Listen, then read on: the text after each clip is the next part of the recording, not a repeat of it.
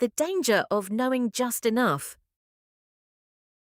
Have you ever argued with someone on the internet who knew absolutely nothing about a topic, yet spoke with the absolute confidence of a Nobel Prize-winning expert?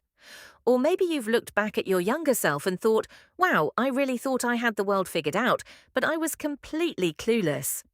There is a specific glitch in human psychology that explains exactly why this happens. It makes us overestimate our skills, blindfolds us to our own ignorance, and, in extreme cases, can lead to some truly bizarre real-world consequences. Take the story of MacArthur Wheeler. In 1995, Wheeler robbed two banks in Pittsburgh in broad daylight. He didn't wear a mask. He smiled directly at the surveillance cameras. Naturally, police arrested him just hours later. When they showed him the security footage, Wheeler was genuinely stunned. He looked at the tape and muttered, "But I wore the juice." See, Wheeler had learned that lemon juice can be used as invisible ink. In his mind, he logically concluded that if he rubbed lemon juice all over his face would become invisible to the security cameras. He was so confident in this theory that he didn't even bother to double-check it. When psychologists heard about this story, they asked a fundamental question. How can someone be so incredibly wrong, yet so entirely confident? Two researchers, David Dunning and Dunning-Kruger, decided to find out. What they discovered changed psychology forever, and it explains a lot about the world we live in today. In 1999, Dunning and Kruger ran a series of studies. They tested students on skills like logic, grammar, and humor.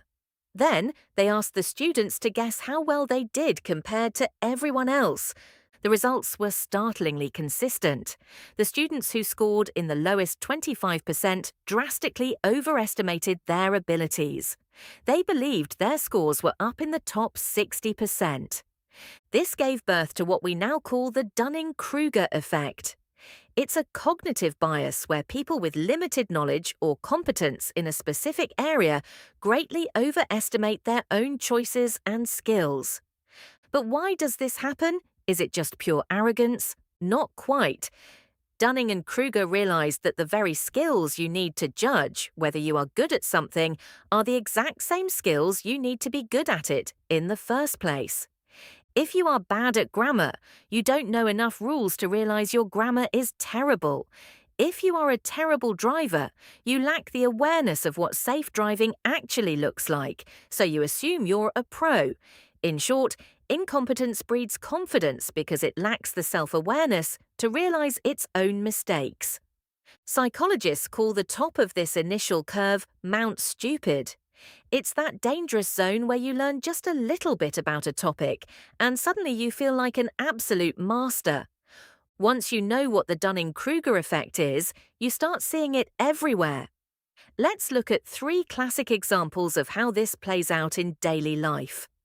Example 1. The first week hobbyist. Imagine someone decides to take up chess, coding, or playing the guitar. On day 1, they learn 3 chords or write their first script. It feels amazing. They think, wow, this is actually pretty easy. I'm a natural. They are standing right on top of Mount Stupid. But a month later, when they encounter complex music theory or massive bugs in their code, reality hits them like a freight train. Suddenly, they realize just how massive the mountain actually is. Example 2. The driving paradox. In various studies around the world, roughly 80% to 90% of drivers rate themselves as above average. Mathematically, that is completely impossible. Only 50% can be above average. The drivers who are actually tailgating, failing to signal, and causing near misses are often the ones completely convinced they belong in Formula One because they lack the awareness to see how bad their habits are. Example 3. Workplace promotion, the Peter Principle. Have you ever had a manager who was completely incompetent but acted like they were a corporate genius? This happens because people who don't know what they're doing rarely experience the self-doubt that forces them to double-check their work. Their sheer, unearned confidence is often mistaken for leadership ability, causing them to get promoted to positions where they can do the most damage. But there is a second, equally fascinating half to the Dunning-Kruger effect that people often forget.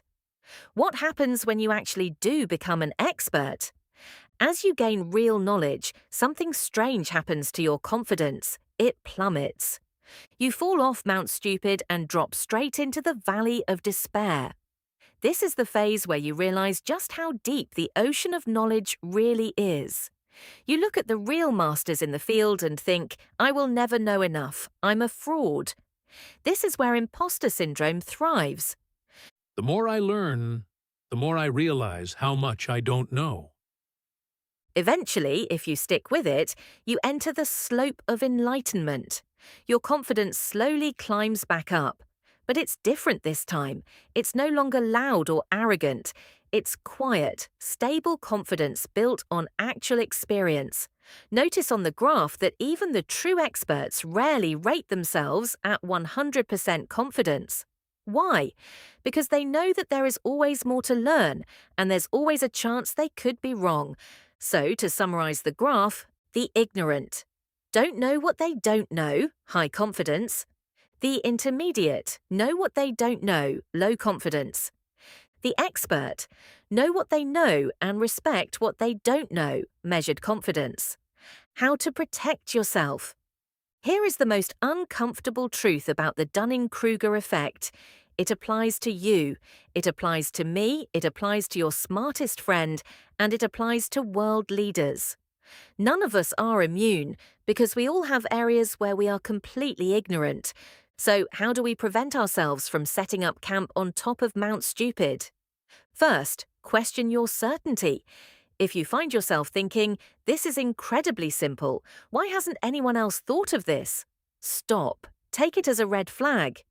Complex problems rarely have simple answers. Assume you are missing context. Second, seek out feedback from people who disagree with you. The only way to see your own blind spots is through someone else's eyes. Ask experts to critique your ideas. Don't look for people to validate your opinion, look for people to challenge it. Third, keep learning. The faster you move past the beginner phase, the faster you will tumble off Mount Stupid and begin the actual journey toward real expertise. Embrace the feeling of not knowing. It doesn't mean you're stupid, it means you're growing. The next time you see someone online shouting with absolute, unshakable certainty about a highly complex topic, don't get angry. Just remember MacArthur Wheeler and his lemon juice. Smile, realize you're watching the Dunning-Kruger effect in real time, and take it as a reminder to check your own blind spots. If you enjoyed this deep dive into human psychology, hit that like button. Drop a comment below. Have you ever caught yourself standing on Mount Stupid? What hobby or topic knocked you down to reality? Don't forget to subscribe for more breakdowns of why our brains act so weird. Thanks for watching and stay curious.